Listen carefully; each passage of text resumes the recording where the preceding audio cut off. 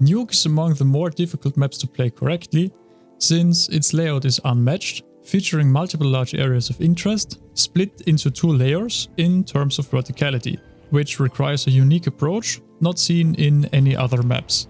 So in this video, we are going over how to play proper meta default for both the CT and T side, like the pros do it. For the CT side, you wanna have 2 players on A, 1 player ramp, 1 player outside, and 1 player playing rotation or roam, which should ideally be your AWP player as well. The idea is to focus on defending the inside areas by not really contesting the outside areas heavily. At the beginning of the round, the 2 A players both want to go over heaven, and depending on their spawn, try to block a Squeaky or Hut rush by molotoving the respective spots. First player in heaven, Molotov Squeaky, second one, Molotov's Hut. Then, one player is solely responsible for holding Squeaky, while the other one has to hold Hut. In pro play, it is common for both players to immediately drop down and play from the floor, as playing on rafters makes it insanely easy for the T's to flash you off. As this level of coordination is mostly lacking in pucks, pretty much any position is fine for the Hut player, where you can usually play rafters or somewhere on side without any major repercussions. The ramp player always starts off by bouncing a Molotov towards trophy to block a potential ramp rush, or at least get information, as the T's will either extinguish the smoke or there will be clear audio cues if they decide to push regardless. If no rush is coming, simply smoke the choke point off after the Molotov. Your main job is not to die, and in the best case, deal some chip damage or get a quick frag as well. This boils down to playing in positions, allowing you to quickly fall back towards B, such as behind the boxes, next to the railing here, or down here. However, if your Rotator plays ramp with you, it is completely fine to play more aggressive positions, such as on the boost, next to the boost, or this Offangle here, next to the ramp entrance. The outside player's job is the most common misconception, as they are neither a dedicated main player nor an aggressive outside player. Instead, you start off by molotoving yard to delay the T's, go main in case they rush A, but then immediately fall back towards the CT red area, where you are responsible for covering main and somewhat also secret, where you absolutely want to save your HE to nade open the common smoke walls on a timing and try to go for a pick. To stay unpredictable, you can always alternate between playing in the CT red area, garage, or even towards under heaven. Alternatively, if your Rotator is with you, you can try to play more aggressively by following the yard Molotov with a deep flash and running into secret. In this case, the outside player becomes a secret player and the Rotator becomes the new outside player, and pretty much does what the former outside player did before.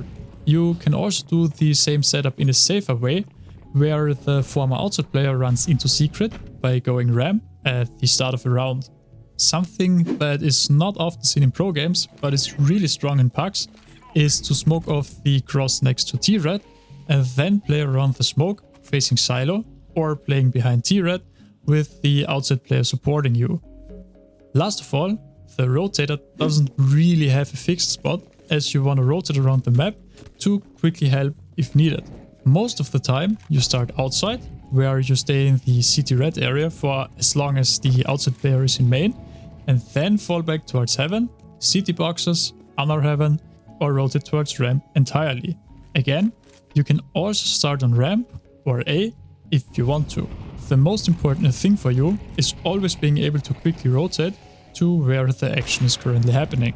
On the T side, a default covering the entire map is actually fairly simple. The game plan is to quickly overwhelm the CTs in any of the contested areas. Let it be outside, secret, ramp, or A side. However, this does not need to happen at the beginning of the round, but rather after you position yourself by playing the default and then exploding somewhere.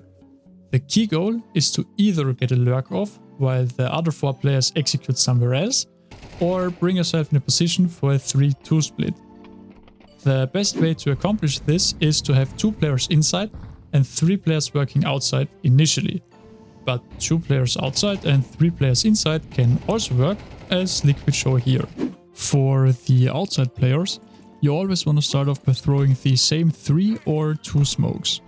First, 2 smokes for either the diagonal smoke wall or the smoke wall closer to T-Red, where you then also need a 3rd smoke to deny any vision for a safe cross to T-Red.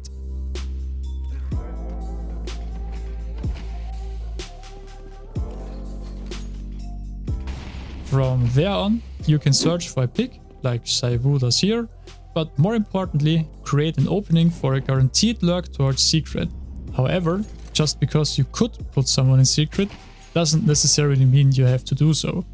After, the most common play is to split in a 3-2 fashion by having 2 players go secret, trying to get into main, or get a flank off towards Anna Heaven.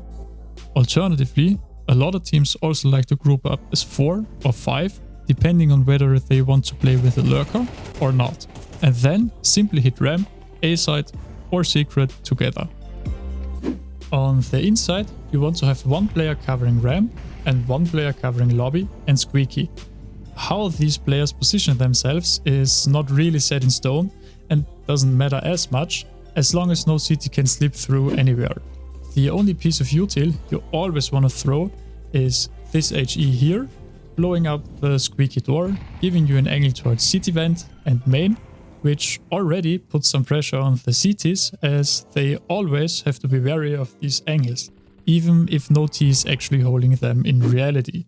The rest of the round goes down as mentioned before, where you either group outside or the outside players come to you, and a 4-1 or 3-2 split is the ultimate goal. Now, as always, here are a few tips and tricks helping you in bringing your gameplay up a few steps and potentially gaining an advantage over your opponents. Here's a lineup for a Squeaky lurk smoke next to T-spawn, allowing you to rush Squeaky more easily, and even if you don't rush, it leaves a small pocket for you to lurk out anyways and get into vents unseen. Apex sometimes likes to play rather aggressive Offangle on top of Garage, which nets him a free kill in this case. Team Spirit have a fast lineup for a Hut Molotov from T-roof when they are planning to rush A. This angle from stairs to T-main and T-red is insanely strong and way too underutilized in pucks, so make sure to play it yourself and get yourself some easy kills.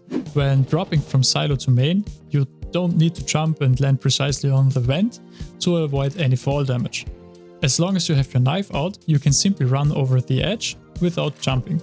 When you're playing Heaven and wanna quickly rotate towards ramp or Anna Heaven, you can simply do it this way instead of climbing down the ladder, which is way faster.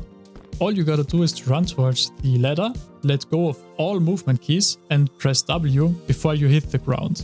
Msinho has a lineup for an HE to break his ramp smoke, which allows him to get a quick glance into trophy and potentially catch someone off guard.